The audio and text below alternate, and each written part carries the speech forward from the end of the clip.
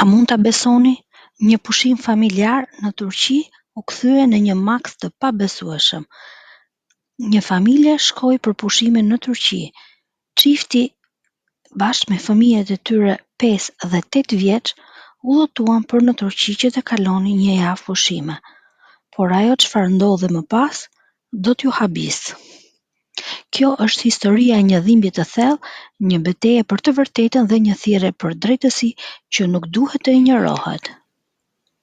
Një pushim familjar në Turqi u kthye në tragjedi kur papritur Beth Marti, 28 vjeçe, vdiq në një spital në Turqi, ndërsa burri i saj i tronditur u akuzua për vrasjen e saj. Luke Martin së bashku me gruan e tij të re dhe fëmijët e tyre 5 dhe 8 vjeç kishin nisur udhëtimin me shpresën për një pushim të qetë familjar në 27 prill. Por vetëm brenda 2 ditësh, gruaja ndorroi jetë dhe Luke u përball me akuza për helmim. Kjo ngjarje ka shkatërruar familjen Martin. Përveç dhimbjes së tyre, u zbulua se gjatë rikthimit të trupit të Beth, zemra e saj ishte hequr pa lejen e familjes pa asnjë shpjegim gjatë autopsisë. Në një fushatë online për mbledhjen e ndihmave në GoFundMe, £125,000 u mblodhën për këtë çështje.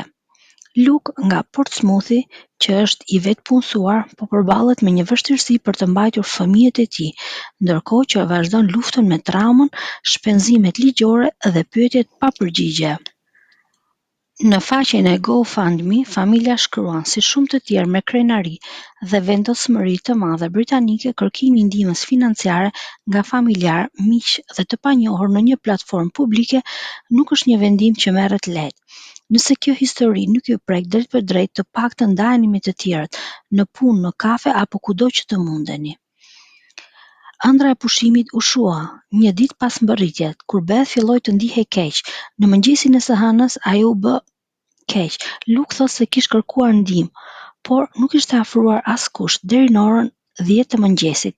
Pas shumë përpjekjesh dhe pavarësisht barrierave të gjuhës, arriti të therras një ambulancë. Beth u dërgua në spital. Ai e ndoqi me taksi së bashku me 2 fëmijët e tyre të vegjël. Por ajo që ndodhi më pas i tronditi të gjithë. Familja shkroi. Fëmijët panë se si nëna e tyre ekzaminohej në mënyrë invazive nga të huajt, pa asnjë shpjegim, pa asnjë kuptim. Zoti Martin thotë se i thanë që nuk mund të qëndronte pranë saj dhe u detyrua të besonte stafin e spitalit. Ishte hera e fundit që ai dhe fëmijët e panë atë gjallë. Një i panjohur me të cilën zoti Martin kishte krijuar miqësi në avion, ndërhyri për të qëndruar me Beth, duke i mundsuar atij të kthehej në hotel me fëmijët. Por brenda pak orësh, Beth u transferua në kujdes intensiv dhe zoti Martin u privua nga çdo komunikim. Në mëngjesin e ardhshëm gjendja u përkeqësua. Të dy gjyshet fluturuan nga Anglia për në Turqi. Ato shkuan drejt në spital, por stafi refuzoi t'i lejon të shihnin Beth. Ato vazhdimisht thonin, mund ta shohësh pas 10 minutash, më pas 5 minutash. Megjithatë, ato pritën për orë të tëra. Ndërkohë policia turke mbërri në spital, pa përkthyes. Martin u mor në pyetje dhe u detyrua të nënshkruante një dokument që ai nuk e kuptonte sipas tij. Vetëm më vonë, me anë të një aplikacioni për përkthim, ai kuptoi se çfarë shkruante. Beth kishte ndorruar jetë në orën 9 të mëngjesit, informacion që nuk ishte dhënë nga stafi i spitalit dhe nuk i ishte komunikuar. Familja tha, ai u përball me pyetje të ashpra, u akuzua dhe u kthye pa shpresë. Të akuzohesh se ke helmuar gruan në një vend të huaj është shumë e rëndë. Më në fund ato lejuan ta shihnin vajzën, por familja thot, edhe nënës së saj ju lejua të përshëndetje, por me udhëzime strikte, pa puthje, pa prekje me vajzën. Familja shkruan, përsëri stafi na qëndronte pranë, asnjë nuk mund ta përqafonte trupin e vajzës së saj të ndjerë. Ato u detyruan ta barnin trupin e saj të mbyllur me një qese me zinxhir. Ajo çfarë i kishte bërë përshtypje ishte se çanta transferohej sikur të ishte çanta një biznesmeni që vënohet për një takim, asnjë dëmshuri, asnjë humanizëm. Por ajo që ndodhi më pas ishte më tronditse. Një autopsi në Mbretërinë e Bashkuar zbuloi të vërtetën e tmerrshme. Zemra e saj mungonte. Familja tha, ato e kanë hequr zemrën e saj nga trupi pa asnjë shpjegim, pa marrë leje.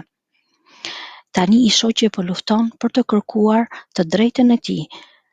Familja thot, ato besojnë se kanë të drejtë të kërkojnë të dinë se çka ndodhur me vajzën e tyre në 2 ditë.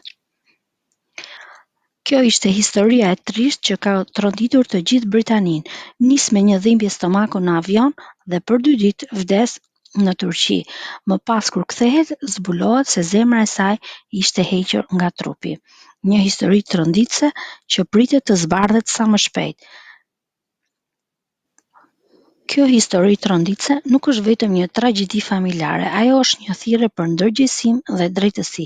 Askush nuk duhet të përjetojë humbjen e njeriu të dashur në kushte të paqarta, zhytur në dhimbje, pasiguri dhe padrejtësi.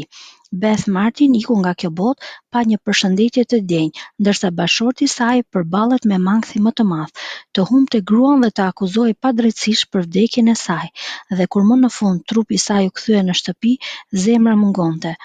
Atëherë dhe ju si do të ndihesh në vendin e këtij burri? A është e drejtë që një institucion shëndetësor të veprojë pa transparencë dhe pa leje? Kur do të mbajnë përgjegjësi sistemet që dështojnë t'u shërbejnë njerëzve me dinjitet? Dhe më e rëndësishmja, sa të sigurt jemi kur udhtojmë jashtë vendit, kur gjithçka mund të ndryshojë brenda një dite? Nëse dëshironi mund t'i bëni like kësaj video dhe të shkruani komentin tuaj. Mos harroni të na bëni subscribe për të ndjekur